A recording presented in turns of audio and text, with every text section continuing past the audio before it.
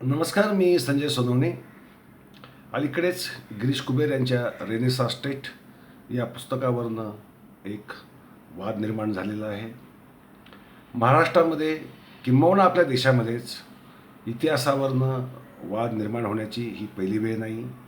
ते इतिहास लेखन असो, वैचारिक लेखन असो, सामाजिक लेखन असो, कादंबरी लेखन असो, नाट्यलेखन असो, चित्रपट असो, नाटक असो, कोणीतरी लेखकाने आमच्या ऐतिहासिक पुरुषाची किंवा महिलेची बदनामी केली, ते चरित्र विकृत स्वरूपात रंगवलं, असे आरोप करत वाद निर्माण केले होतात.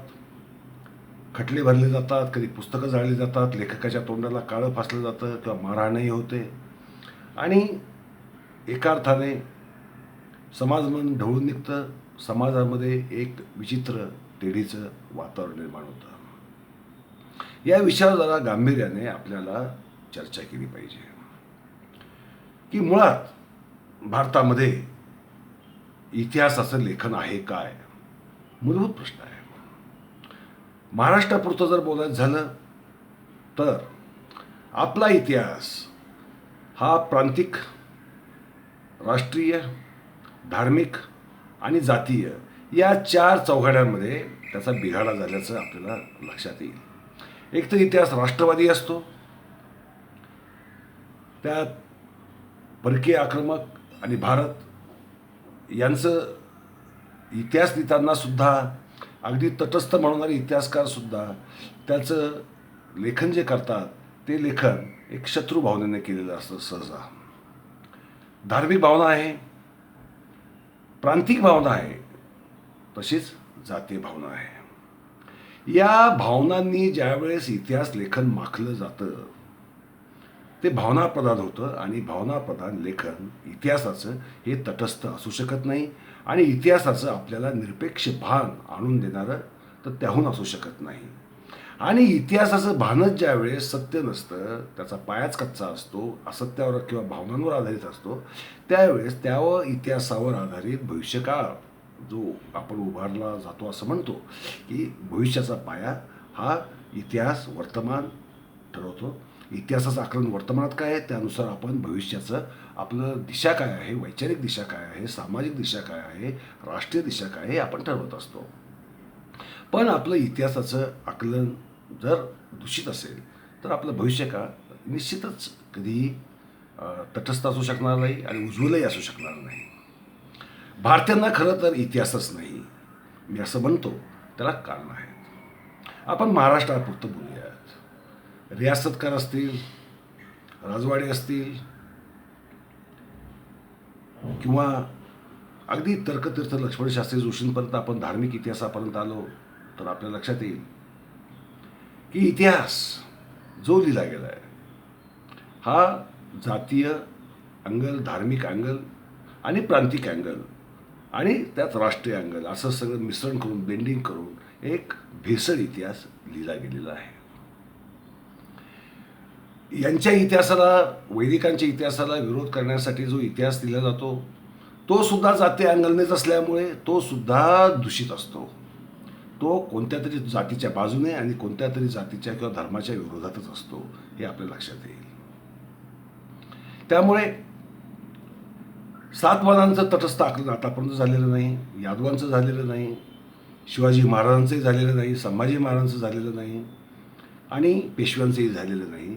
अगदी स्वातंत्र्य युद्धाचं सुद्धा जे आमचं आकलन आहे किंवा इतिहास जो लिहिला गेलेला आहे तो सुद्धा जातीय परिप्रेक्ष्यात लिहिला गेलेला असल्यामुळे, धार्मिक परिप्रेक्ष्यातच लिहिला गेलेला असल्यामुळे त्याच्यामध्ये एक जे विश्लेषण जे असतं इतिहासाचं, ज्याला आपण ॲनालिसिस म्हणतो, ते ॲनालिसिस हे आपल्याला तटस्थ, निरपेक्ष आणि खरोखरचं एक चित्र आपल्या डोळ्यासमोर उभं राहील या प्रकारे ते चित्र नसतं.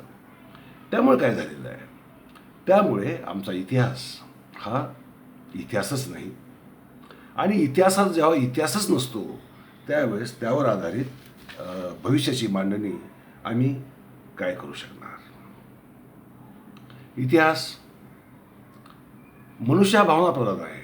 इतिहासकारही मनुष्य असतो, त्याच्यावर भावनांचा पगडा असतो, त्याचे संस्कार असतात. ज्या वातावरणात तो वाढला, ज्या संस्कारात तो वाढला, त्या संस्काराचा प्रभाव त्याच्यावर असतो. त्याचं आकलन जे आहे त्या संस्कारांवर अवलंबून असतं.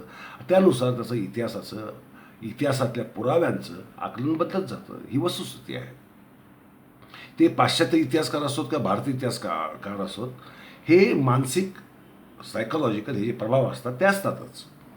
पण पण एक लक्षात घ्या, हे नकळत येणारे प्रभाव आणि जाणीवपूर्वक आणले गेलेले प्रभाव यात फरक करावा लागतो. खोडसाळपणा जिथे आणला जातो, जिथे एखाद्या जातीचं महापुरुषाला किंवा पुरुषाला किंवा इतिहासातल्या कोणत्या व्यक्तीला मानायचंच नाही आहे, तो तुच्छच कसा होता, तो त्या योग्यतेचा कसा नव्हता, हे दाखवणं हे जाणीवपूर्वक दृष्टीने जेव्हा केलं जातं त्यावेळेस मात्र गंभीरपणे विचार करावा लागतो. कारण त्यामागचा हेतू हा इतिहास तिथे नसतं. इतिहासावर वाद का होऊ नयेत? इतिहासावर वाद अशासाठी होऊ नये की प्रत्येकाचं आकलन हे भिन्नच असणार आहे, पण ते निरपेक्ष असेल तर. उदाहरण सिंधू संस्कृतीचे पुरावे आहेत, इतिहासातले पुरावे आहेत. समजा एखादं शिवाजी महाराजांचं किंवा कोणाचं इतिहासातलं बाजीरावचं पत्र असेल, एक पत्राचं आकलन जे आहे, पत्रातला मजकूर हा तो स्थिर आहे, तो तर काय बदललेला नाही, शब्द तेच आहेत, पण त्याचं आकलन बदलतं, त्याचे अर्थ बदलतात, अन्वय अर्थ बदलतात. म्हणजे उदाहरणार्थ लक्षात घ्या, पत्राच्या मागचा पुढचा संदर्भ घ्यायचा की नाही घ्यायचा, की लिहिणाऱ्याने सुद्धा जे पत्र लिहिलंय ते कोणत्या हेतूने लिहिलंय, त्याचा हेतू दिशाभूल करण्याचा होता की खरोखरच त्या पत्रातला मजकुराशी तो प्रामाणिक होता, काही ते प्रासंगिक काहीतरी लिहायचं, काहीतरी म्हणणं भाग आहे म्हणून लिहायचं, म्हणून ते पत्र लिहिलं. हा सगळा विचार खरं तर करावा लागतो आणि त्याचं आपलं ॲनालिसिस आपल्या लेखनामध्ये इतिहास लिहिताना द्यावं लागतं की मी याचा अर्थ असा का लावतो आहे, याचं सुद्धा ॲनालिसिस द्यावं लागतं. ते आपल्या इतिहासकारांनी कधीही दिल्याचं आपल्याला सहसा आढळणार नाही. मग आता असं असल्यामुळे आपण जे वाचतो तो इतिहास नाही वाचत, तर आपण ज्याने इतिहास लिहिला त्याचं आकलन हाच इतिहास आहे असं समजून इतिहास वाचतो आणि आपली गफलत तेथे होते. त्यामुळे आता काय झालं आहे की पुस्तक लिहिलंय कुणी याला फार महत्त्व आलं आहे. पुस्तक जर अगदी चुकीचं जरी असलं, चुकीचा इतिहास मांडणारा असला, पण ते स्वजातीने लिहिलं असेल तर आम्ही त्याला कसलाही शब्द बोलत नाही, त्याला आम्ही बोल लावत नाही. पण ते परजात्याने लिहिलं असेल आणि त्याचा काही राजकीय फायदा नसेल किंवा हितसंबंध नसतील, सामाजिक किंवा राजकीय किंवा आर्थिक काही असो, तिथे आम्ही गप्प बसतो. आणि जेथे आमचे स्वार्थ किंवा आमची publicity, free publicity, cheap publicity ही मिळण्याची शक्यता निर्माण होते, तिथे आमचा उद्रेक हा प्रचंड मोठ्या प्रमाणावर वाढत असतो. त्यामुळे आमच्या भावना दुखावल्या गेल्या हा शब्दसुद्धा कधी कधी धादांत खोटा, असत्य आणि दिशाभूल करणारा बनून जातो. भावना दुखावल्या म्हणजे नेमकं काय झालं? एखाद्या इतिहासकाराने चुकीने लिहिले, खोडसाळपणे लिहिले आपल्याला दिसते, तर त्याच्यावर कायदेशीर कारवाई करायला पाहिजे. त्याचा तुम्ही निषेधही करू शकता, निषेधही करायला पाहिजे. परंतु ते बंदी आणा, त्याला जाळा पुस्तकाला किंवा लेखकाच्या तोंडाला काळं फासा किंवा त्याला मारहाण करा, हे तर उत्तर असू शकत नाही. यातनं उलट इतिहासाचं जे काही थोडंफार 5-2% अस्तित्व शिल्लक आहे ते भविष्याकडे 100% दिशेने आमची वाटचाल कधीही होणार नाही. त्यामुळे इतिहास वाचणारा कोणत्या जातीचा आहे, कोणत्या धर्माचा आहे, कोणत्या प्रांताचा आहे यानुसार त्याच्या भावना ठरतात. लिहिणाऱ्याच्या कोणत्या प्रांताचा आहे, कोणत्या धर्माचा आहे, कोणत्या जातीचा आहे यावरनं लिहिणाऱ्याच्या भावना ठरतात. मग हा इतिहास लिहिलासुद्धा भावनिक दृष्टीने जातो आणि वाचलासुद्धा भावनिक दृष्टीने जातो. आणि अमुक जातीचं आहे तर मग त्याचं पुस्तक वाचायचं की नाही वाचायचं हे आम्ही त्याचं नाव आडनाव बघूनच ठरवतो. अशा रीतीने ना आमचं साहित्य पुढं जात, ना इतिहास पुढं जात, ना नाट्य पुढं जात. कादंबरी आणि इतिहास यात काय फरक असतो, मालिका आणि इतिहास यात काय फरक असतो, हा फरकसुद्धा आम्ही करण्यामध्ये अक्षम ठरलेलो आहोत. आम्ही अत्यंत, जसं पद्मिनीवरनं मागं प्रचंड मोठा वाद झाला होता त्या चित्रपटावरनं. काय होतं, त्या कादंबरीला त्या एका काव्याचा आधार होता फक्त त्या पद्मिनी चित्रपटाला. तो काही इतिहास नव्हता आणि तो चित्रपट होता. खरं म्हणजे त्याच्यावरनं जाळपोळ करणं, अगदी लहान मुलांची जीवसुद्धा धोक्यात घालणं आणि जातीय अस्मिता उफाळून येऊन तोडफोड करणं, अगदी सेटसुद्धा उद्ध्वस्त करणं, या लेवलला लोकं गेली होती. एक प्रकारचा तो रानटीपणा होता, यात शंका नाही. हा रानटीपणा आम्ही वारंवार करत आलेलो आहोत. आम्ही तटस्थ चिकित्सा लिहिणाऱ्याने लिहिलं आहे, त्याने त्याचं काम केलं आहे त्याने कोणत्या हेतून लिहिलं आहे? खोडसाळपणाने लिहिलं, जसं कुबेराने लिहिलं हे खोडसाळपणे लिहिलं, हे ठामपणे मी सांगतो, हे खोडसाळपणे लिहिलं, हे निषेधार्हच आहे, यात शंका नाही. कुबेरांसारख्या संपादकाकडनं, एका विचारी माणसाकडनं, ज्याला विचारी तरी समजलं जातं, त्याच्याकडनं ही अपेक्षाच नव्हती की त्याने तरी असा खोडसाळपणा का करावा. लिहिलं त्याचा खोडसाळपणाचं आहे, त्याच्यामध्ये कसलाही पुरावा दिलेला नाही, कसली चिकित्सा केलेली नाही. मी असं का म्हणतो, त्याचा हेतू काय, त्याचा उद्देश काय, पुस्तकात त्याचं स्थान काय, त्याची गरज काय, हा कसलाही विचार न करता सरसकट विधानं बाजीरावाबद्दल असतील, संभाजी महाराजांबद्दल असतील, सोयरावबाईंबद्दल असतील, बिंदास विधानं मला वाटलं म्हणून मी लिहिलं, अशा स्वरूपाची ती विधानं आहेत.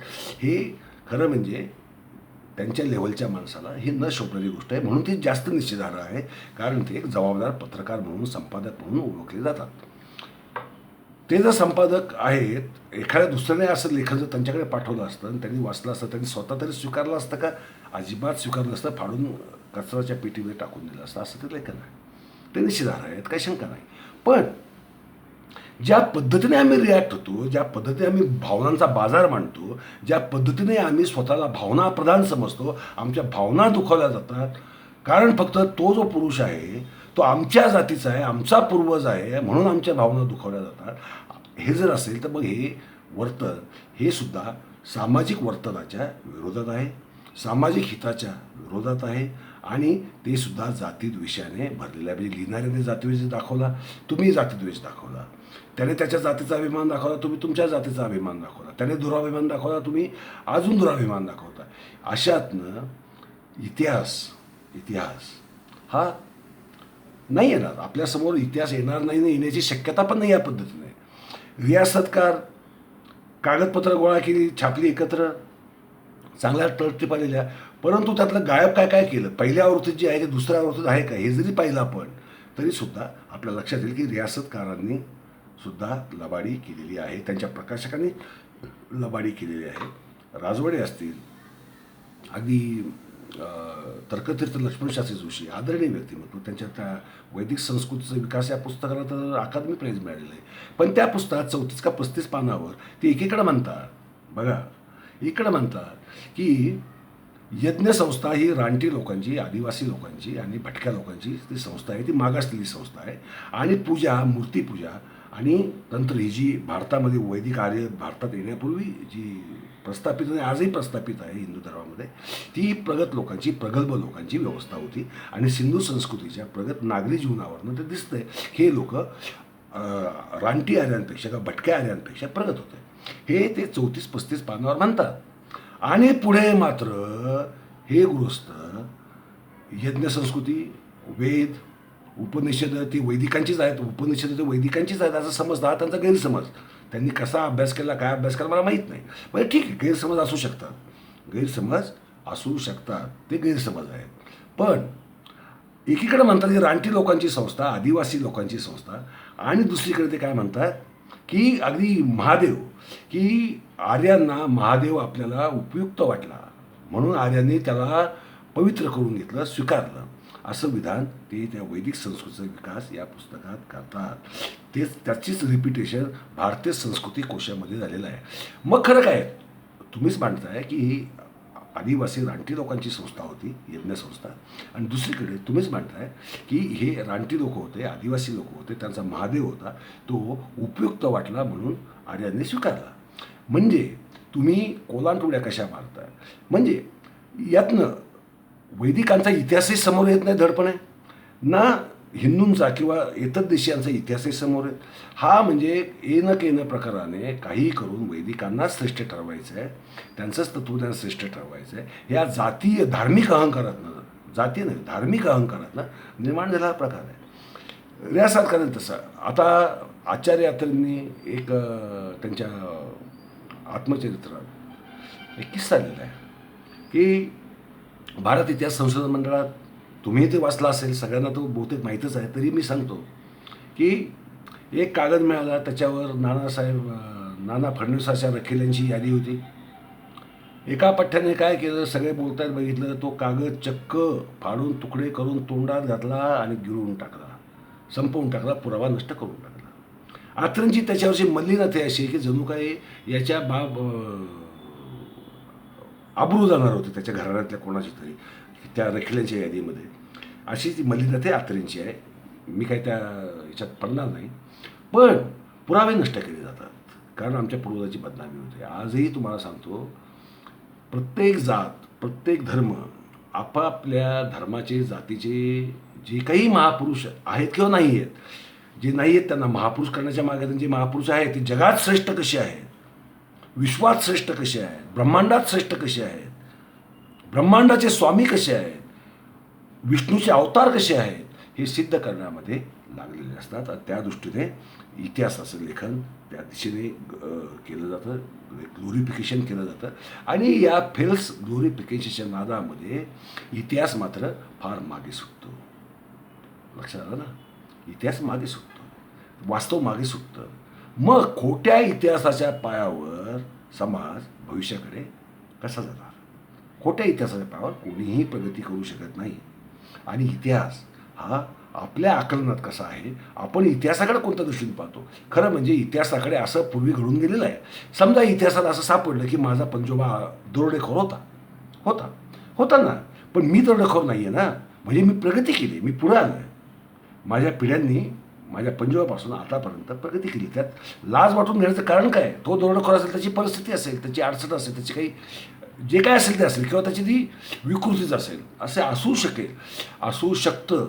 आपण त्याच्याकडे एका निरपेक्ष दृष्टीने पाहायला जोपर्यंत शिकत नाही तर प्रत्येकाचे जर पूर्वज महान असतील तर मग या जगामध्ये एवढे खलनायक का होते, एवढी पापं का होती जगामध्ये, या जगामध्ये एवढी हिंसा का होती, विकृती का होती, बलात्कार का होत होते? जर सगळ्यांचेच पूर्वज जर एवढे पवित्र आणि उदात्त, धुरोदात्त होते तर असं का झालं? तर सांगायचा मुद्दा असा की इतिहास हा अत्यंत तटस्थपणे पाहायचा असतो, निरपेक्षपणे पाहायचा असतो. तो भावनिक व्हायचा नसतं. इतिहासाकडे आपण भावनिक दृष्टीने पाहिलं तर इतिहास जो लिहिला जाईल तो भावनिक दृष्टीनेच लिहिला जाईल. आणि भावनिक दृष्टीने जेव्हा इतिहास लिहिला जातो तो इतिहास मुळात उरत नाही. ती एक नवीन कादंबरी किंवा नवीन बखर असं त्या लेखनाचं स्वरूप येतं. गिरीश कुबेरांनी अक्षरशः बकरीला तरी काहीतरी शिस्त असेल, ती पण शिस्त वापरलेली नाही. त्याचा निषेध करून मी पुन्हा एकदा म्हणेल की आपण इतिहासाकडे पाहायची आणि इतिहास वाचायची आपल्याला एक सवय लावली पाहिजे. आणि समजून घेतलं पाहिजे कोणाचे काय हेतू आहे तेही समजून घेतले पाहिजेत. सहेतुक लेखन असेल तर अवश्य समजून घेतलं पाहिजे. पण त्याकडे जातीनिरपेक्ष, धर्मनिरपेक्ष आणि प्रांतनिरपेक्ष मी वारंवार काय म्हणतो, महाराष्ट्राचे जे नायक आहेत त्यांचा इतिहास गुजरातच्या दृष्टीने वेगळा आहे, कर्नाटकच्या दृष्टीने वेगळा आहे, आंध्रच्या दृष्टीने वेगळा आहे. कारण इथल्या महापुरुषांचे त्यांना आलेले अनुभव वेगळे आहेत. आणि आपणही ज्यावेळी इतर राज्यांचा इतिहास लिहितो त्यावेळेस आपले सुद्धा दृष्टिकोन हे त्यांच्याकडे पाहिजे दूषित असतात, कारण ते परराज्यातले असतात, शत्रू राज्यातले असतात. हे आपण लक्षात घेतलं पाहिजे. आणि हे लक्षात न घेता जर आम्ही इतिहासाचं वाचन करणार असू, लेखन करणार असू, तर मला असं वाटतं मग इतिहास वाचूही नका, लिहूही नका. खरं तर शाळेतनं इतिहास हा विषय बाद करून टाका. कारण तो इतिहास हा माणसाला प्रगल्भ करणारा विषय राहिलेला नसून तो तेढ निर्माण करणारा, द्वेष निर्माण करणारा, जातीय अहंकार वाढवणारा, अस्मितांच्या नावाखाली अस्मितांचा बडेजाव माजवणारा विषय झालेला आहे. त्यापासून आपण सावध राहिलं पाहिजे. मित्र इतिहास वाचताना काळजीपूर्वक वाचा, लक्षपूर्वक वाचा. पण ते समोर आपण जे वाचतोय तेच खरं आहे असं चुकूनही मानू नका. कारण मुळातच पुरावेसुद्धा पुढे जात असतो, इतिहासही पुढे जात असतो, काळही पुढे जात असतो, नवीन आकलनं येत असतात, आकलनं बदलत असतात. आणि इतिहासाबद्दलचं आपला पाहायचा दृष्टिकोन बदलत असतो. त्यामुळे जे आपण आज वाचतोय ते अंतिम आहे असं समजू नका, एवढी मी विनंती करेन. धन्यवाद. नमस्कार.